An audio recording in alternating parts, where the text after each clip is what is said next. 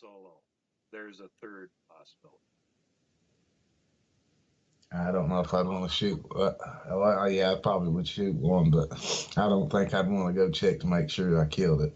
No, you I'd want to make want damn to sure you get it too. I don't know if you heard the Sears encounter that I did, written report from Canada about the Sears family, and I don't know if it was the Richie Rich mercantile family or not, but it seems like leans in that direction. Either was directly them or close relatives that were equally as wealthy. But they were planning a moose trip up into Canada, and the father and son got this local trapper and hunter to guide them to an area a little bit further out than usual, where they could get like a trophy moose. Got to go brag to the Carnegie or whatever. Yeah. And when they got out there, he was really leery about this, and he said, "Well, there's this big lake here, and there's a lot of moose around there, but we can only hunt on the south side of it. You can't go to the north side of the lake, no matter what. Don't go there. If anything weird happens or you hear anything strange, just stay put. I'll be over to keep an eye on you guys from time to time. Make sure nothing happens to you." Blah, da da da da da. He had all these rules, and they're all like, "Oh, okay." So he set up the father on one part of the lake, and then the son like quarter-mile down from him in another little bit more boggy area where they could get moose coming in between them at least maybe and get a really big one. And here, for some reason, he's down by where the father is, and they both see the son is in the canoe, and he's heading for the opposite side of the lake. And they're like, "What the hell? That's panicking." The guide says, "Stay right here. I'm going to go get the kid." Jumps in his canoe, goes as fast as he can, try and get to the kid, and yelling at him, "Hey, hey, don't go over there." The kid gets to the far side of the lake, gets out of his canoe, and goes up on shore. Takes his hunting rifle and goes into the thicket. They can't see where he's at. And he's still paddling as fast as he can to try and get over there. All of a sudden, here comes they hear like 3 or 4 gunshots. Kid comes tearing back out of the thicket. He's paddling like hell trying to get over to shore where the kid is. Out of the thicket comes a 9 or 10 foot tall Wendigo, grabs the kid, rips his head off his shoulders, takes his head and his body, and walks away with it. Meanwhile, the guy in the canoe, the guide, is shooting me with his hunting rifle. We're talking moose hunting rifle here, or for killing grizzlies. 5 or 6 shots again before the apparently unfazed. Father went crazy, wanted to go across the lake and hunt down the thing that killed his kid. And the trapper absolutely forbid him, took a gun away from him, and made him go back to civilization. At which point the trapper's career was ruined and the father had lost his kid. Yeah. Yeah, so let's say that's like, I don't know if I'd have shot this thing. I know I wouldn't have shot it with no small caliber gun. There's no way, because it would have done nothing. Save your bullets for yourself. Yeah. 223, you might as well be shooting them with a pellet gun. All it's going to do is piss them off. Yep. Yeah. Yeah. Unless you get a lucky shot and hit them in the eye or something, and that probably wouldn't kill them. It might. And make them want to kill you for sure. Well, I said, yeah. Don't really know how they're designed. Well, from everything I've been able to gather on them, they're pretty much unilaterally vicious and anti-human. Oh yeah. Well, I know the thing was they were ill-tempered. I know that for a fact. That they didn't like us being where we were, and we didn't want to stay there. Well, I suppose we should get going on this here then. Okay. We've been recording for 16 minutes. A lot of this is just going to get cut out. I may include that last. Welcome back. You're listening to the voice of the Duke, coming to you from my mighty ivory tower high atop Mount Smugness in the grim reaches of the Sapphire Mountains. And really happy to have this guest with me today. We're in the wee hours of the morning, approaching 4 a.m. here as we record this show. And it's an appropriate time of the night to talk about really incredibly creepy monsters. And we're talking about the Type 4. So once again, spectacularly lucky to have the mock-up of the Type 4 out there. People are seeing it. And the ones that have actually seen one of these things are thankfully contacting me.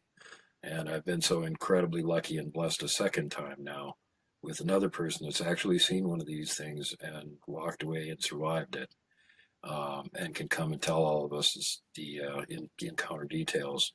And with that, I'd like to welcome aboard Adam. Thanks for coming on the show very much, Adam. Thanks for having me, dude. It's an honor. The honor's all mine, brother. It really thrills me when I find out anybody that's encountered one of these things and is actually still walking around to talk about it. I think we've actually talked about this before now too. I know I did with Lynn as well. And when we put our heads together on it, we both pretty much unilaterally 100% agreed that there's probably more people that are encountering these things. But in order to have an encounter that's reported, you have to have a survivor. And I don't think that's happening very much. So hard to get a handle on how many of these things there might be around. I'm guessing not very many, because otherwise there'd be a lot more people disappearing. But again, Adam hadn't encountered one of these things now, and here's kind of the creepy part of this whole thing. It was in Ohio, which you don't usually think of for something like this.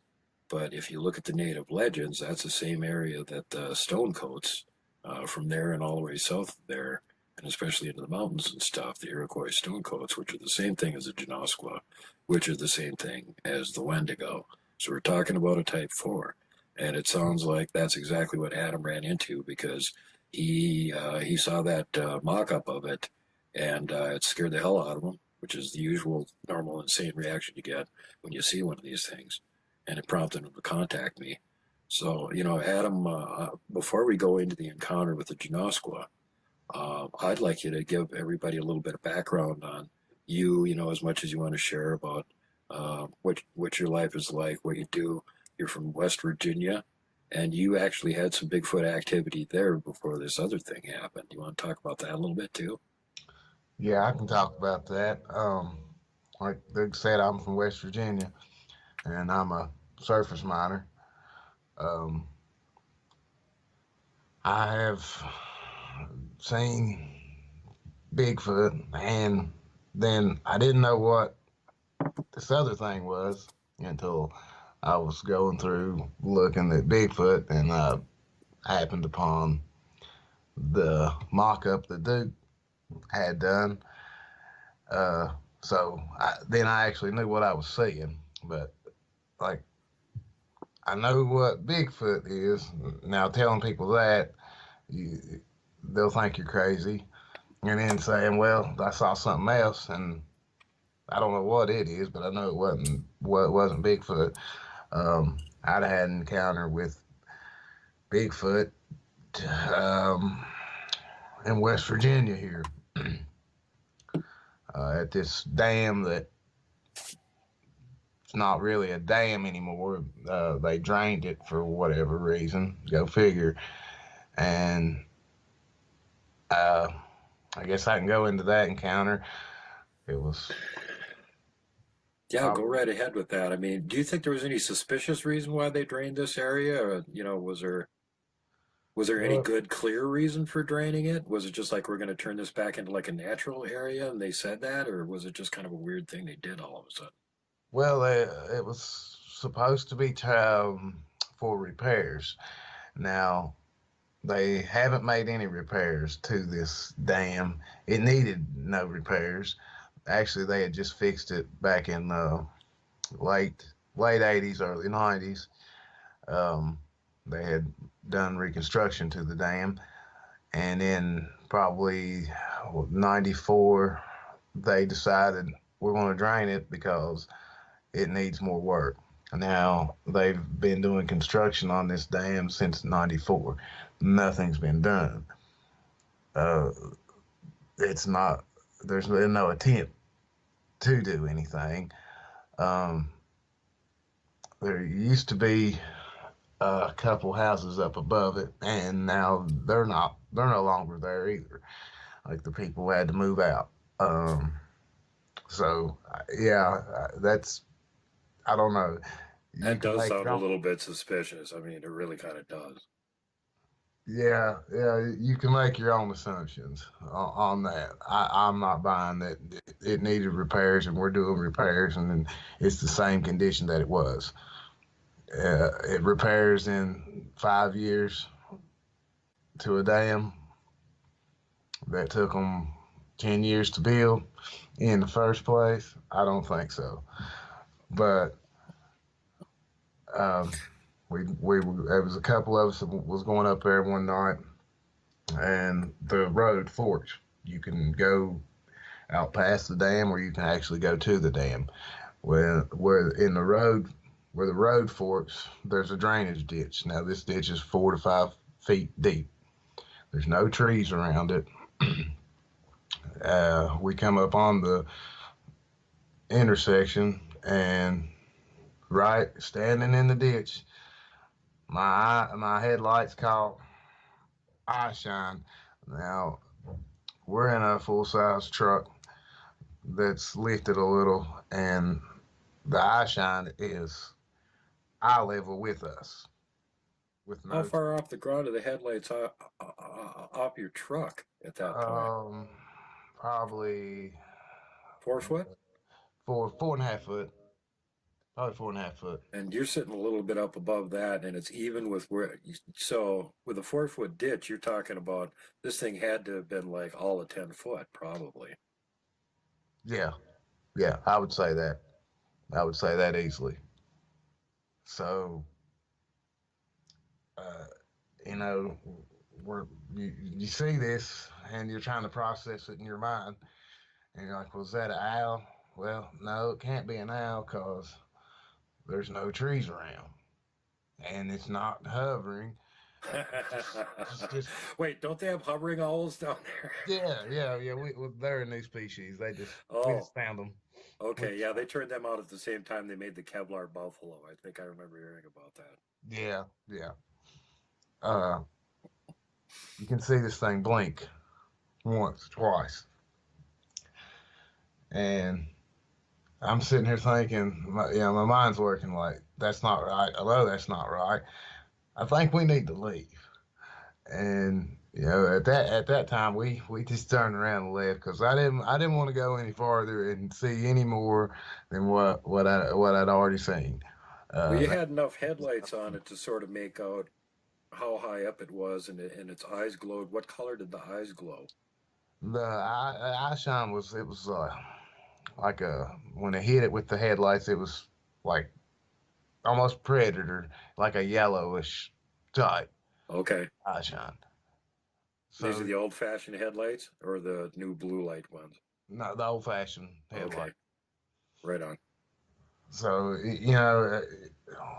I don't think we only had black bear here, and I know they don't get that tall.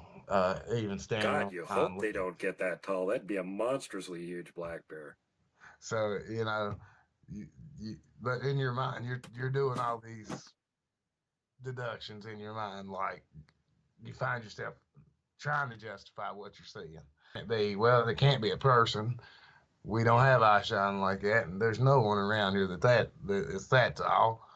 Um, And how Even big if are they the were eyes that standing you're on looking something. at? You must have had a kind of a guess on how big the eyes were then, too. All they, if it was a person, then they've got the world's record for eyes because it looked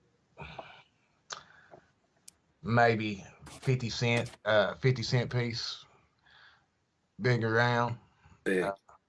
big, big, at least 50 cents. I'd say at least 50 cent size from where we were at. Now I hadn't come all the way up on it. Just as soon as my headlights caught that, I stopped. It just immediately stopped me. I don't know why that I immediately stopped, but just as soon as I caught that eye shine, it's like up, stop, and they were spaced apart, too big to be an owl. Like it instantly hit the brakes. What is that? I understand that I used to ride dirt bikes here when I was younger. Uh, I'd been up to this dam hundreds of times, so I know that there's no trees here. So I don't know if subconsciously I already knew that, thinking that. So when you see something like that, you're like, that's what it your brain. I guess we're wired that way to think, to start deducting. What is this? When you Hmm. know an area and well, this isn't right. What is that there? And I dare anyone to say that there's 10-foot black bears anywhere. Yeah, It doesn't happen. I don't think so. I've actually seen a gigantic black bear myself, and it had a 7.5 inch front foot. That was how big it was across. And it weighed 720 pounds when it was hit by a car and killed. And that was not 10 feet. No friggin' way. Yeah, it's just not possible. So, No. you know, uh, that was one encounter uh, that I'd had, and then So, did you have someone with you when this happened, or were you just all yeah, by well, yourself? my wife was with me, Okay. So, and what was her take on it then? she was just looking at it like, "Well, that's not right," because we grew up around this area. Right. She knew that wasn't right, and when I was like, "Yeah, let's just go, turn around and leave. It's time to leave." There was no arguing. We just left. Right. And like that, we both knew instantly that's not right. And when I said that I'm turning around, we'll go back. Let's just go back. Let's just get away from here. She didn't argue. There was no arguing. Like, no, I want to go up here. No, it was just like, okay, let's go. Let's leave. Uh, what gives you someone that reaction? Well, anyway, so it's obvious why you guys decided to make your way out of there then, and it does sound like you probably run into a Bigfoot or something there. Now you saw the eye shine. Did you get any kind of look at the shape of the body or the face or anything like that, or was it just eye shine and black? Just eye shining black. You couldn't Yeah. really see, just like when my headlights hit, you really couldn't see. You really couldn't see, uh, make out any kind of detail besides the eye shine. It like whatever it was had to be dark. Hmm. Yeah, I've heard it described like it was so black that it was actually absorbing the light. You just couldn't make out any detail on it. All you could see was the outline of it at most. Yeah, yeah. Well, there was no moonlight either that night. Right. So that I mean, maybe if they'd have been a little moonlight, or if I'd have went up a little farther, but I just I didn't want to see, if that makes any sense. Like I didn't really want to know. No, that totally makes sense to me. That's still my prime rule when I'm out doing field research. Hey, there's a Bigfoot over there. I'm not looking that direction. You really like? I don't. Do I really want to see this? No, I've seen them a couple times already. They're kind of ugly. I don't want to see them again. I know they're around. They're leaving tracks. It's pretty obvious. Okay, I don't need to see one. Yeah, yeah. Well, like you know, this area, we've had another experience in this area. Didn't see anything, but we had our kids up there one day, and it's in the daytime, evening, and there's it's super quiet, unusually quiet. There's no kind of birds in the background. There's no crickets, no anything. It's dead quiet besides the kids playing around, and then you hear a bird that it doesn't sound right. Like, wow, that's a 500-pound bird, really? You start hearing this bird called, and you know it's not right. And you get this feeling like I'm being watched, and I need to leave. And you know, uh, my wife wasn't even around me. She was with me, and we had our kids, and she got the same feeling, like uneasy. She heard she heard this bird call several times as well, and she's like, that's not right. So you think it was something mimicking a bird call? Then do you remember what kind of bird call it was, or? I can't remember what kind of bird call it was, but it was. I want to say like trying to imitate a cardinal or something. Mm-hmm. That's Uh, interesting. but you knew what? There was no way that it was a cardinal because Right. it would have been way too big. The lung Yeah. capacity, just too much. Yeah. And Actually, me and one of my friends both heard the same weird noise in the same part of this canyon up here on the edge of Mount Sentinel up in Patty Canyon. And both of us were trying to figure out what this was, and we had both heard it independently like numerous times.